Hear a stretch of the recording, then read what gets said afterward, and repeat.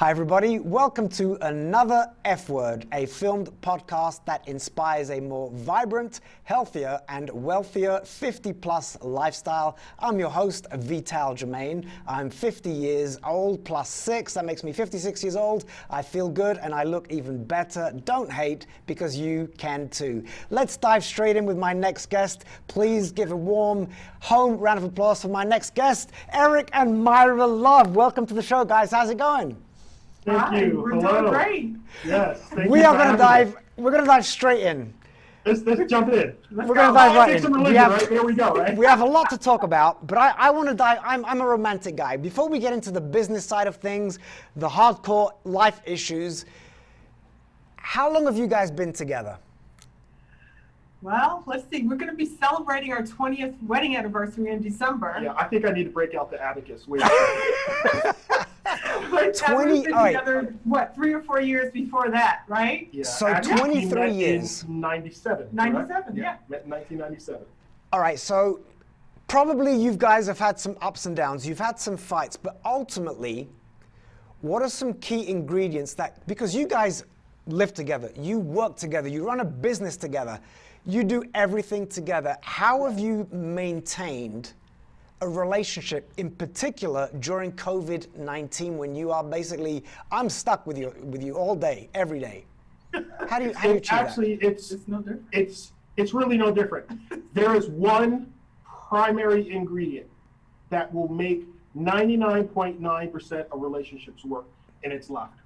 Yes. If you cannot laugh with the one you love, it's just it's not going to work.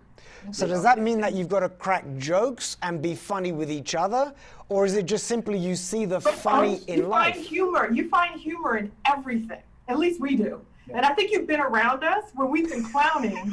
and I remember one time we were at CES and we were clowning. You almost missed your cue to go on stage because we were clowning with you, you know? Yeah. And that's how we do. We see every moment as an opportunity to find something joyful or funny in it. I mean, that's what we do. You know, there's no, oh, I'm guarded or something like that. Sometimes we do stupid stuff and laugh at one another, and it's hilarious. And years later, we might bring it up and be like, remember when you know, we have certain words and things like that, right? Yeah.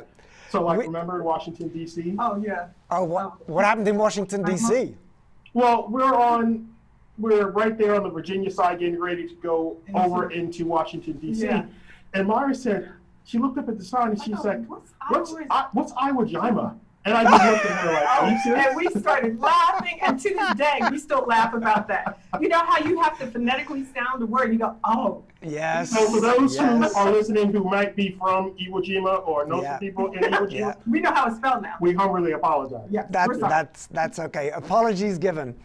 But I think just to add to the humor, I think the thing that we learned early on is to accept the other person as they are. You know, so many times we try to put people into our fantasy of what they should be and the skill sets they should have and how they should speak to us and how they should dress and how they should, forget all about that. If you do a good job finding somebody that you feel that you're compatible with, then remember from the beginning, that is that same person. Because they are who they are. People, honestly, people don't change. Yeah.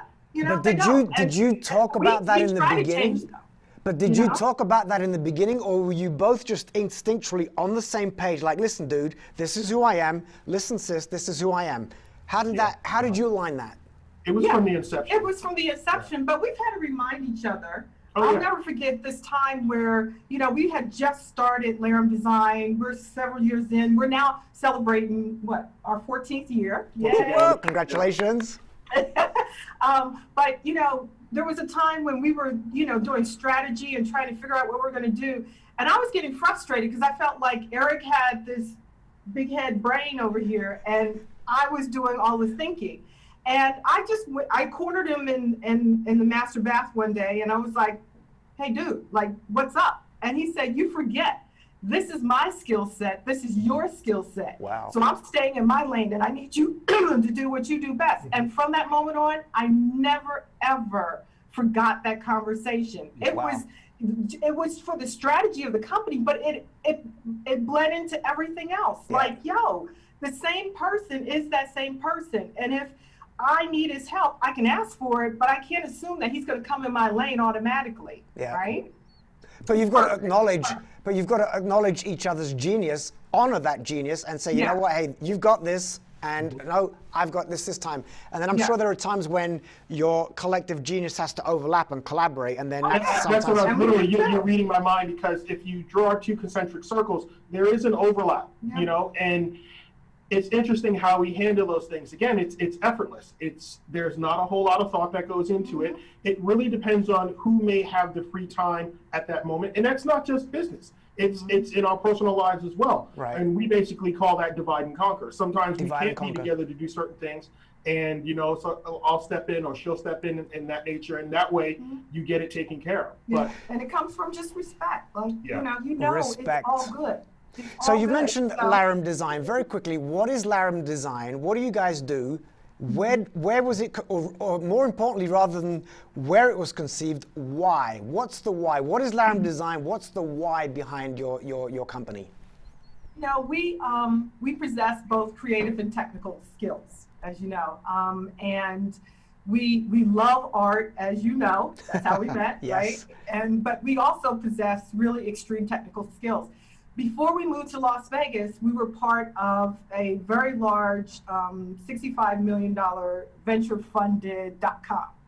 And, you know, when the .com failed, we all ran running for the hills, right? And so we ran to Las Vegas after a couple of years, you know, and we said, and we were doing our own thing. I was back into technology only, and Eric was into art.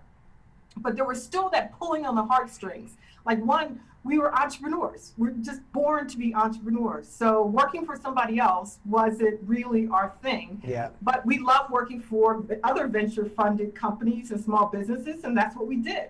But it got to a point where the heartstrings were pulling, and we saw the market coming back around. All the things that we fought for with the first .com, broadband was now prevalent for everyone. And we said, man, we could do this again. And Eric said, oh, no, we're not doing that 24/7 again. You know, sleeping in the office, you know, managing tons of people. And he said, you know, if we can't get our hands dirty, I'm not interested. So I spent a good part of a year trying to figure out what the market was. And this was 2005 now. And by 2006, I was ready to start LoveR1 Design. It wasn't LoveR1 Design. It was just, hey, we're going to go on the internet, and we're going to be able to do with less people than we had before, everything we dreamed of. And Eric was the one who came up with LoveR1 Design. So yes, I'll get to that in a second, how actually the name came to be. But in terms of a need, right? The need basically came from the fact when we were living and working in Manhattan, and if you needed marketing and advertising, you know, you went to Madison Avenue. It's deep into six figures just to meet with someone to walk in the door. Just because you're a solo entrepreneur or a small organization, it doesn't mean that you don't require the same tools. Right. However, there's a huge chasm between a weekend warrior and Madison Avenue. So Myra said, you know what, I think this is our niche. This is the piece of the pie that we're going to carve out for ourselves. But before you come to that conclusion, though, Eric, is that a question of you got to do a little bit of market research, you got to understand the landscape, or did you just instinctually feel, okay, here's room for us. This aligns with with what we want to do and what we need to do? Is it a combination of the two, or is it purely cold, heartless business? Let's make money, or let's make money with meaning? Let's make money with meaning. Absolutely. You know, that's the balance. One of the things you know about us, we're very calculated, and we have a heart.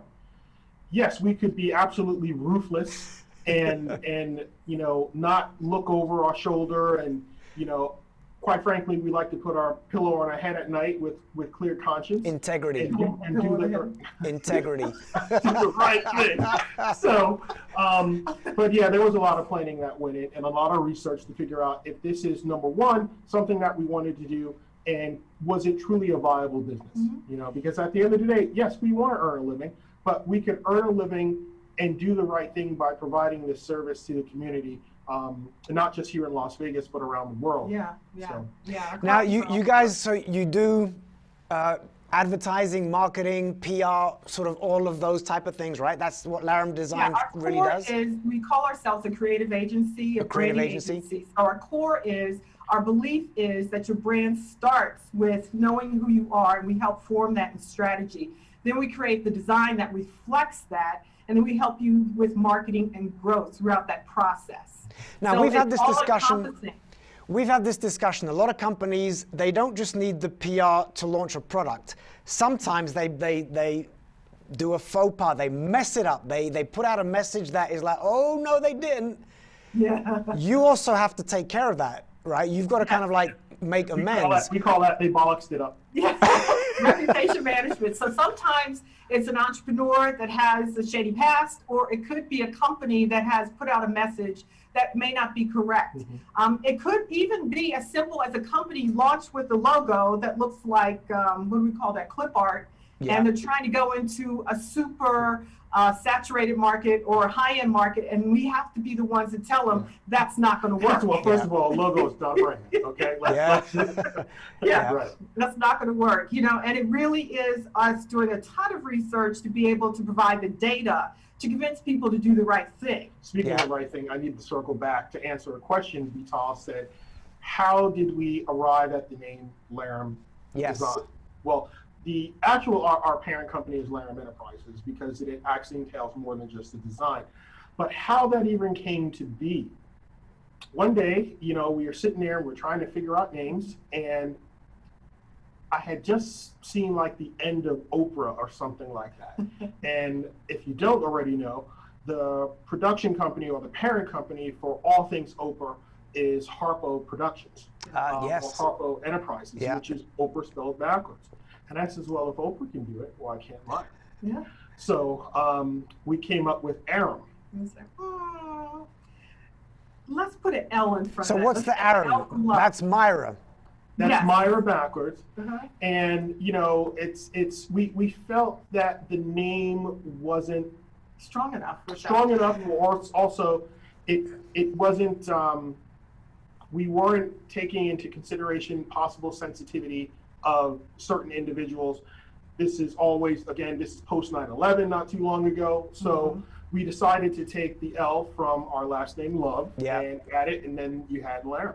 And I love that. And Myra, no disrespect, LoveR1 has a nicer ring than just Aram. I mean, let's be real. That's what we felt also. That's what we felt also. Going through that same process, the same thing we do with our clients. Okay, here's the options, and here's a good name, right? So. And what that basically said to me when we came up with this is, don't be afraid to think out of the box. You know, just because someone has done something, it doesn't mean that they own it in the whole marketplace in the whole 9 yards. Don't be afraid to put your spin on it. You know? So as business owners, as entrepreneurs, where do you find that fine line where you want to push the envelope, you want to be progressive, you want to make a statement, but you don't want to alienate? Do you struggle with that? All the time. All the time? All the time, yeah. And we have to, and again, we just defer to data, right? We try to put, especially dealing with clients, we always want to put our personal feelings and our personal thoughts aside. And everything that we present has to be grounded in data. It has to be grounded in information that allows everyone to make a good decision, right? Yeah. And so sometimes our personal feelings we have to set aside. So I go beat up Eric at the end of the day. It's great, you know. And he loves every minute of it. I want to get into the something personal, because you actually you beautifully blend the professional with the personal. But on a personal level, the journey, it all looks glamorous right now. You guys are happy. You've got this successful company, but it hasn't always been that way. I mean, you've both overcome challenges that many might give up. I'm going to go straight there, Myra. Yeah. You're a cancer survivor. Yeah. Yeah. By the way, how old are you guys right now? How old are you both? 50 plus 8. 50 plus 8. 58. Eric, how old are you? 58. And I'm 50 minus 1. Ah, 50 minus 1. I like what you did. But I'm sliding into home plate actually January 8th, so I'm almost there. He's almost there. Almost there. Got my AARP card. Keep it real. Congratulations. So, Myra, you experienced cancer. So when were you diagnosed with cancer? in 2001, 6 months after we were married. Wow. 6 months after we were married in 2001. Yeah. All right, so life is tough anyway. Yeah. You've both, and I'm going to touch about your professional journey, about some of the incredible obstacles that you had to overcome as a black, let's keep it real, as a black woman in a white man's business world. I want to get to that. You're diagnosed with cancer. Yes. What the hell happens next? Like you just heard, you have cancer. Yes. I want to hear from both of you because Eric, you are an integral part of that journey. Oh, right? absolutely. Yes, We had cancer. Yeah, we often say we had cancer, and you know we're firm believers in everything happens for a reason, and it happens as it should. Yeah. When after the .com thing, we needed a break from Manhattan. We were in New Jersey for a while. Then we decided to move up to Connecticut. Why Connecticut at the time? Because I didn't want to move to Vermont, because she wanted to move to Vermont. I still wanted to be close to the tri-state area. Right. But in hindsight, I now see the reason we were in Stamford, Connecticut, literally was for the Whittingham Cancer Institute. Yeah. And Yale. And Sloan Kettering and Yale. But that's where Myra was basically diagnosed, and that's where her treatment actually occurred. And she received amazing treatment. If I think she may have been anywhere else at that time, she may not have been here. No. But everything, it happens. It's like one obstacle after another. Things happen, but what you need to simply do is focus on the positive. Yeah. Focus on. Well, that's all easy to say, but there's a substantial shift. Okay, so you got great treatment, but your life just got thrown upside down. You've got to make changes in life. So what are some key things that you decide, you know what, I need to change these behaviors. I need to implement more of this to live a healthier life because I'm going to beat this. Yes, yes. And absolutely, the first thing went through my mind was, I got to beat this. So that was the first thing. As soon as the doctor came out of his mouth, I was like, oh, okay, so what do we do now? But he was really shocked because I didn't have a reaction. I was like, we got to go. Let's go. How do we get this passed? What are my chances? What do we do? And so, and that's kind of how I am normally. I like to solve problems. So this was a problem I had to solve. I've noticed in the years that I've known you, I have noticed that trait. And so the first thing it did was I had to slow everything down. So I was burning the candles at both ends of Manhattan. Eric mentioned we were in New Jersey. After the .com, we took 3 months and just learned how to cook and threw dinner parties and all that kind of stuff. So we had to slow it all the way down in Connecticut, and it was a perfect spot to do. So I had to slow it down. I had to decide what I was going to do. I could stop working and just focus on the treatment. But at the time, it was the end of the .com. I had just taken on an executive position with a IT company and was to open an office in the World Trade Center. Wow. At the same time. So it was right before 9/11. So yeah, I had to deal with. So you actually worked in the World Trade Center. 79th floor, Tower 1. The plane would have hit me in my forehead if I were there that day. Yes. Wow. And I had to deal with the fact that I was in treatment, and I decided to keep working. So that meant that was my priority. And Eric just naturally assumed all the other things that had to come with maintaining a home and all those other things. He made it easy for me just to focus on working and getting better. And yeah, it was difficult. There were days where I honestly prayed for death. And he was the one. Okay, I want to. Can you prayed for death? Yeah, I was in so much pain and agony. Does that mean you want to? Because I think there's a fine nuance between I want to die and I don't want to live and experience this pain. Yes, I don't want to live and experience this pain. The cancer was a silent killer. It was the treatment that just threw me for a loop every which way I could go. It was a prize fight. Heavyweight contenders. So Eric, for you, your wife has just been diagnosed with cancer. She's a fighter. I know that, you know that.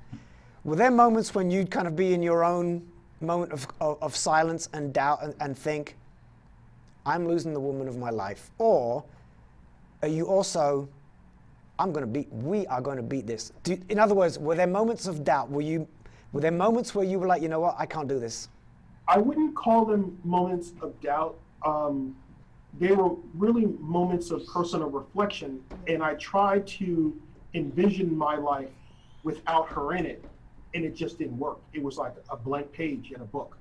Like we see those movies and dreams, and they're flipping pages and they're text, and all of a sudden it's blank, and it's just like you can just feel the person's heart drop, and they keep flipping pages, and it's blank. It doesn't work. It would not work without her. So I knew that I needed to focus my energy, my efforts to everything that needed to be done, you know, so that we could beat this. Yeah, we did. Because it was a tough battle. There's no doubt about that. Because cancer doesn't let up. It doesn't.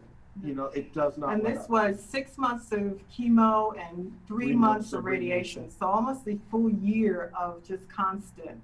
And it got to a point where my white blood cell count went low, that I had to go be in the hospital every single day, you know, to get a shot to pull the white blood cells out of my bone marrow so that they could continue to, you know, poison me with the chemo and whatnot. And it was a struggle, you know, and I would come up with all kinds of creative things. We lived by the Long Island Sound, right? So Eric would take me to the beach all the time just to walk.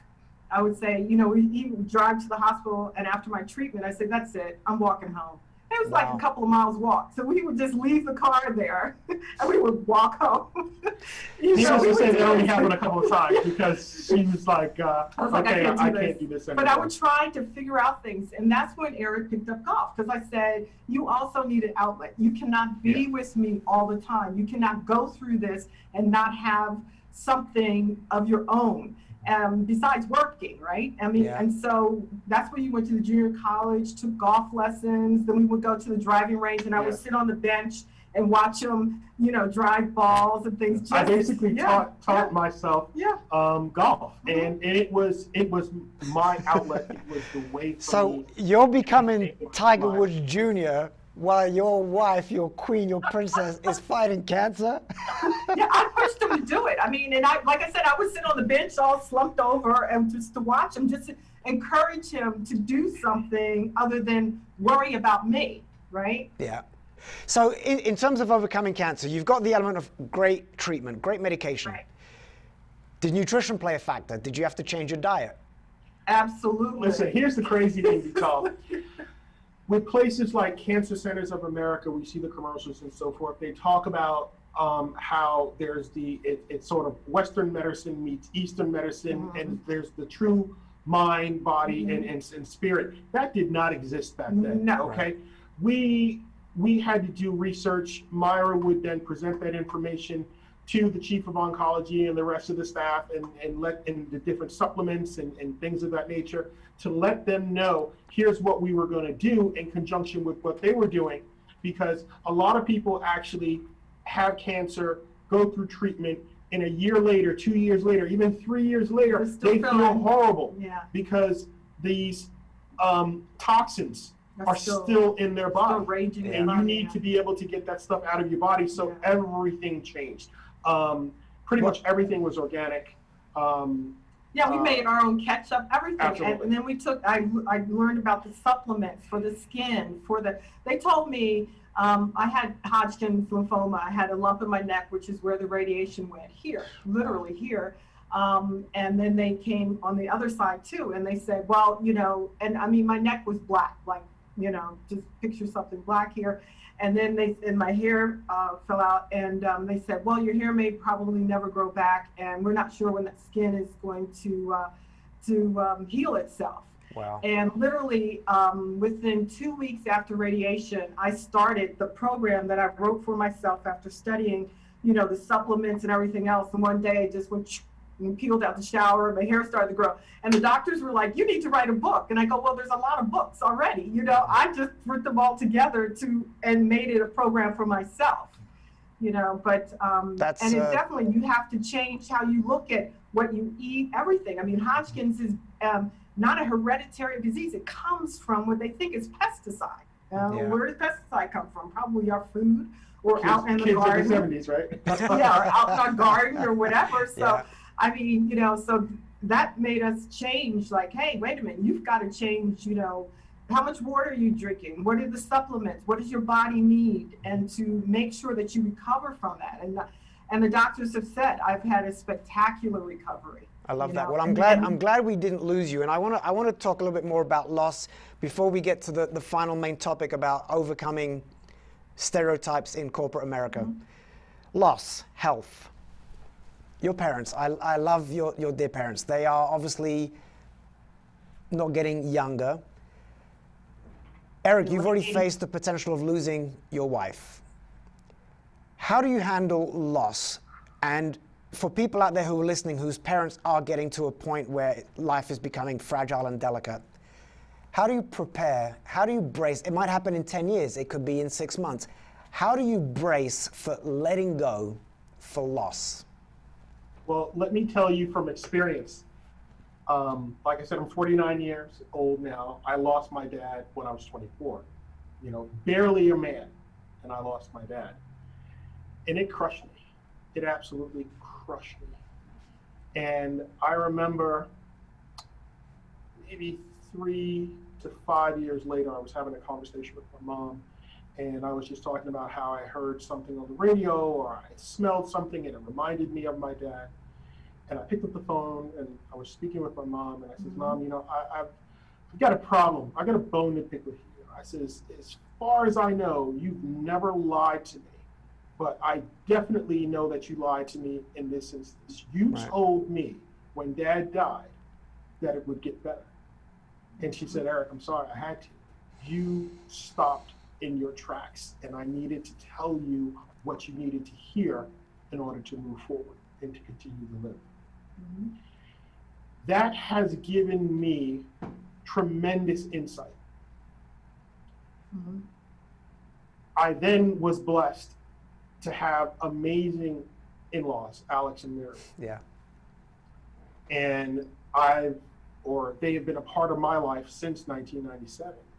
And now that they're in their twilight years, what makes me be prepared is making sure that you don't have any regrets. That's it. I love that. It's that simple.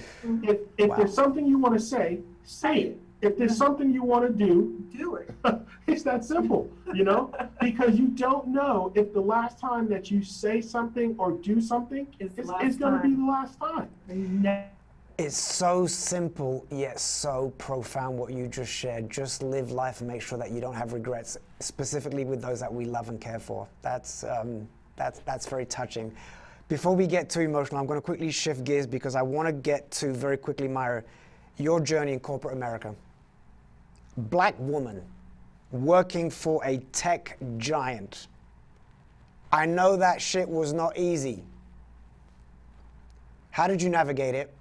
How did you keep going? How did you break down barriers? Oh, I think they froze. Oh, we've lost them. No. All right, let's count to 3. Let's do a little twirl. Hopefully I come back. Oh, you know what? We're gonna press pause. Guys, we're gonna fix this because the best is yet to come. This is like the climax. All right, we're back. Guys, I don't know where we lost you. I'm glad you're back. You scared me. The last thing I heard, Eric, was about your profound statement about making sure that you have no regrets. And I wanted to quickly shift gear. Myra. Yes. Your journey in corporate America. As a black woman, you knocked down, overcame stereotypes. You worked for a tech giant as an executive. Yes. How the hell did you do it? How did you break those barriers? How did you maintain focused on, you know what? I will not let you beat me down. I'm here to make a statement. I'm going to change the world by showing you what a black woman can do in America. Yeah, it was a challenge because it was like being an only woman when I came out of college into my department. And there were other African Americans. As a matter of fact, that's the first thing, is that I was blessed to have amazing mentors and amazing trailblazers in the Silicon Valley at the time. It was, the late 70s, early 80s. And, technology. There was no PC at the time, just to give you an idea. Right, yeah. But the PC came right after that, and the LaserJet printer, and just putting things into perspective. Oracle came up, Apple came up with the Mac. So it was right that time. It was very fertile. And was that the same time? Was that the same time as 8-track? Pretty much. Right? But the first thing I have to acknowledge is I had amazing mentors, and they kept me grounded, and they were there for me when I ran into walls. So I didn't even have ceilings. The ceiling was so far up, I was running into walls right in front of my face all the time. Yeah. And the thing is that I also had my parents who were executives in the Silicon Valley too. So when people would criticize how I dressed, how I looked, how I wore my hair, how I spoke, I was criticized on all levels, right? Sexual harassment, oh, please. Remember, this is before the whole... it was par for the course. Yeah, it was before the whole sexual harassment laws came Yeah, in back place. then harassment was 2 words. Harass was 2 words, right? Her ass, right? Yeah. Yes, Yeah. and it was constant. It was just the way it was, right? And so you had to learn to deal with it. I had to ask questions about when do I speak up and when do I just take it for the team? Yeah. You know what I mean? And when I mean take it for the team, I mean just not say anything. You're right. Okay. Yeah. Okay. And I learned from my mom, and I learned from other women, and African American women. The strength sometimes is turning the other cheek. And while they're busy messing with you, you're reaching for higher ground. Okay. And you're demonstrating your performance, and then you make sure that your voice is not is not a mouse. I had people tell me, Myra, you do no one any favors by playing small, right? Wow. Yes. And so therefore you hold these people like this. You stiff arm them and let them keep doing whatever they're doing over here. And meanwhile, with that other hand, you get down, and then you let people know who you are. Yeah, and you keep patience. letting them know who you are. And that combination was really powerful. I know who you are. I know who you are. Patience and kindness. Yeah. Those are the 2 attributes that I think got her through a lot of those difficult times. Yeah, because there's times, and even when we started our business, right? We still, we started a business in 2006, and the clients that we attracted, we hit our face on our website until 2009. Yeah. I want to quickly get into that. We're kind of running out of time, but you mentioned something. You hid your face. Yes. I've kind of heard this story a little bit, and I might put myself in a delicate situation. Was that because you didn't want people to see it was a Black-owned business? Yes. Yes. Because we were early in. Unfortunately, we live in a time when there are still those who judge you on the color of your skin, other than what it is, and not the quality of your not work. the quality of your work or your integrity, what you bring to the table. Yeah. And the reality is, aside from the fact that we listened to a friend at the time, we put our faces on the site, and the reality is, if you don't like what you see, then you don't deserve the expertise that we would bring to the table and help you. You don't deserve that. Well, it took us years to get there. Exactly. But you did. And you know why that's really relevant? Because that applies across the board. You've got people in the gay community who've had to hold their being homosexual secret. Yeah. And they had to find the courage to speak out. Right. You've got, on so many levels, people who have to hold their silence. And I'm glad that you are being the example of what it feels like to be empowered, to own your identity, to own your story, to stand tall with pride and dignity. This is who I am, and I own who I am. That is really powerful, and I'm glad you. I could talk about that topic for a long time, but I've got to. Don't get me started. Don't get me started. But I want to end on 5 very quick, sort of like one-answer questions to just round it off. Okay. Start with you, Eric. What did you want to be when you were 7 years old? An architect. A what? An architect. An architect. Myra, what did you want to be when you were 7 years old? A doctor, a physician. Oh, a doctor. You kind of are.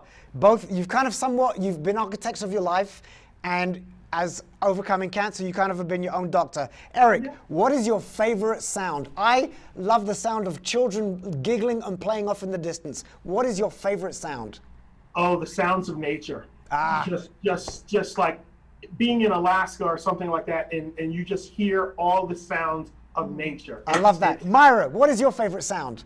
Birds and running water. Birds and running water. Sunrise Earth. We listen to it every morning. Discovery Channel, bring it back. I love that. All right, it's getting a little bit more intense. Myra, what is your favorite curse word? Damn! Damn! Damn it! Eric Love, what is your favorite curse word, sir? Actually, it's 2 words. Fuck off. That is so British. Fuck off, mate. Fuck off. I love that. We keep it real here on this show. All right, final question. A little bit more profound now. We had a little bit of fun there. You've traveled this amazing journey. You've overcome many obstacles. You've been very vulnerable on this show. I want you to be a bit more vulnerable in this last moment. When it comes your time to hit that switch and say, you know what, life has been good, we've come to the end. How do you want people to remember you? How do you want people to speak of you? You know, Myra and Eric, they were this. What do you want your legacy to be? What do you want the legacy of LoveR1 Design to be? I think her last name says it all. Love. You know, it's all about love, right? And every time we bring in a new client, we bring them in love. We love them as family. We love what we do. We love our family. We love our friends. We've always been about love, and that's what keeps us going, dude. I love that. I love that. Married love. And you know what? I'm going to use your curse word. Damn, I love that answer. I love that, guys. I just want to say thank you. By the way, how do people find LoveR1 Design? We're LoveRMDesign.com, so LARYMDESIGN.com, LoveRMDesign.com. If you look up branding agency, we should be ranked #1 in Google. Brag, brag, brag, what, yep. Guys, I just want to say, you know that I love you. I mean, I really do. We are the best of friends. We've been friends for a long time, and I'm honored to have you come on the show. Thank you for being open, for being raw, for being straight to the point, for being vulnerable, honest, and absolutely. And listen, have us back so we can go further talking about coming out. You know what I'm saying? Yes, you know what? That's a great idea. We will, because that unto itself is a podcast unto itself. So, guys, I say thank you. I send you love, and see you soon. Vital Jermaine, my brother from another mother. Okay? Take care, guys. Guys, everybody, thank you for joining us for another episode of Another F Word. My name is Vital Jermaine. I'm your host. If you want to find me on social media, you can find me across the board on Instagram, Facebook, LinkedIn, at Vital Jermaine. Take care. Love each other, and damn, I love what I do.